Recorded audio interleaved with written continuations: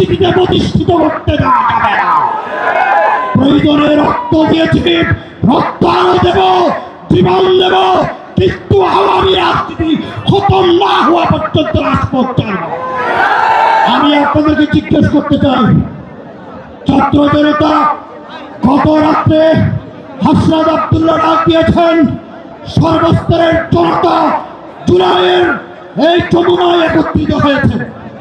আমি আপনাদেরকে জিজ্ঞেস করি, ডক্টর ইউনূস ততক্ষণ পর্যন্ত আওয়ামী লীগ নিষিদ্ধের ঘোষণা না দেবে, এতক্ষণ পর্যন্ত এই রাজপথ দখলে রাখতে কারা কারা প্রস্তুত, কারা কারা